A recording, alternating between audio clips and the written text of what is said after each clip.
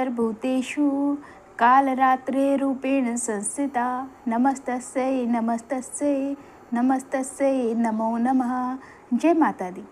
माँ दुर्गा के कुल 9 रूप हैं जिनकी पूजा नवरात्रि के 9 दिनों के दौरान की जाती है। प्रथम शैलपुत्री, द्वितीय ब्रह्मचारिणी, तीसरी चंद्रघंटा, चौथी कुष्मांडा, पांचवी स्कंद माता, छठी कात्यायनी, सातवीं कालरात्रि, आठवीं महागौरी और नौवीं सिद्धिदात्री। माँ कालरात्रि भी इन्हीं में से एक हैं जिनकी पूजा नवरात्रि के 7वें दिन की जाती है, जिसे महासप्तमी भी कहा गया है। माँ दुर्गा ने ये अवतार बुराई का नाश करने के लिए लिया था। उन्होंने ये अवतार धारण कर शुंभ, निशुंभ और रक्तबीज जैसे दानवों का वध किया था। आइए अब सुनते हैं माँ कालरात्रि की कथा। माँ दुर्गा के इस रूप को सबसे शक्तिशाली माना गया है। इनके शरीर का रंग घने अंधेरे की भांति काला है। माँ के अत्यंत लंबे केश खुले और बिखरे हैं। माँ कालरात्रि के गले में विद्युत की तरह चमकने वाली माला सुशोभित है। 4 भुजाओं वाली कालरात्रि देवी गधे पर मंडित रहती हैं। इनके बाएं हाथ में लोहे का कांटेदार अस्त्र अलंकृत है और दूसरे में एक कतार है। माँ कालरात्रि का दायां हाथ हमेशा ऊपर की तरफ उठा रहा है, जो लोगों को सदैव अपने आशीर्वाद से सुसज्जित रखता है। इनका निचला हाथ भक्तों को आश्वासन देने के लिए है कि वह माता के संरक्षण में भय मुक्त होकर रह सकते हैं। माता को गुड़ का भोग अति पसंद है और उन्हें लाल रंग के वस्त्र और रात रानी के फूल भी अत्यंत प्रिय हैं। एक बार दैत्य शुंभ, निशुंभ और रक्तबीज ने अपना आतंक तीनों लोकों में फैलाना शुरू कर दिया था। उस वक्त सभी देवता भगवान शिव के पास गए। जब भगवान शिव ने सभी देवताओं को चिंतित देखा तो उनसे उनकी चिंता का कारण पूछा। तब देवताओं ने शिव शंकर से कहा, हे भोलेनाथ, शुंभ, निशुंभ और रक्तबीज नामक दानवों ने अपने उत्पात से हम सभी को परेशान कर रखा है। कृपया कर हमारी मदद करें।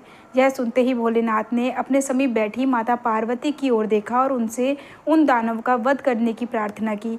भगवान शंकर की विनती सुनकर देवी पार्वती ने उनके सामने नतमस्तक होकर उनका आशीर्वाद लिया और वहां से जाने की आज्ञा मांगी और दानव का वध करने निकल पड़ी। माता पार्वती ने दानवों का वध करने के लिए माँ दुर्गा का रूप धारण किया।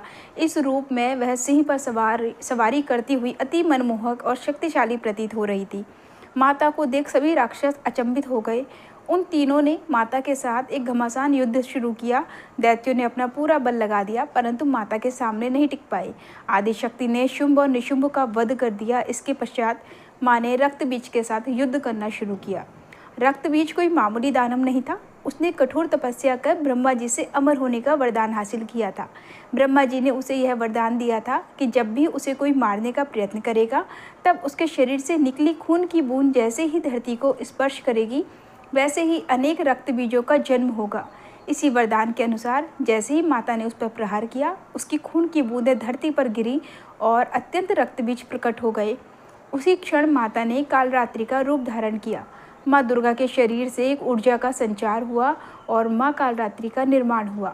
भले ही वो दानव अति शक्तिशाली था, परंतु माता से जीत पाने का सामर्थ्य उसके अंदर नहीं था। माँ कालरात्रि ने रक्तबीज को अपनी कटार से मार गिराया और जैसे ही उसके शरीर से खून बहने लगा, उन्होंने उसका रक्तपान कर लिया।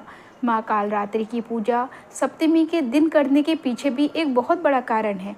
कहा जाता है कि 6 दिन देवी की पूजा करने के बाद 7वें दिन हमारा मन सहस्त्र चक्र में स्थित हो जाता है। इस चक्र में हमारा मन सबसे साफ और शुद्ध स्थिति में होता है। इस वक्त कालरात्रि की पूजा करने से हमें ब्रह्मांड की सभी सिद्धियों की प्राप्ति होती है और सारी असुर शक्तियाँ हमसे दूर भाग जाती हैं। माँ कालरात्रि की आराधना का मंत्र इस प्रकार है, जिसके जाप से सारी मनोकामनाएं अवश्य पूर्ण होती हैं। मंत्र है ओम देवी कालरात्रये नमः, अर्थात ओम के समान निर्विकारी माँ कालरात्रि दुख रूपी अंधकार का नाश करने वाली हैं। दुष्टों और राक्षसों का अंत करने वाली माँ हम सब का कल्याण करे। देवी दुर्गा का यह कालरात्रि स्वरूप शुभ फल देता है, इसलिए इन्हें माँ शुभंकरी भी कहते हैं।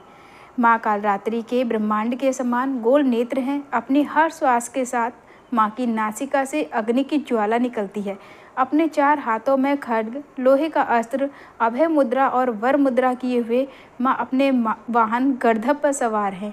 माँ दुर्गा का यह अति शक्तिशाली रूप हमें यह सिखाता है कि बुराई कितनी भी शक्तिशाली क्यों ना हो, परंतु उसे अच्छाई के आगे घुटने टेकने ही पड़ते हैं।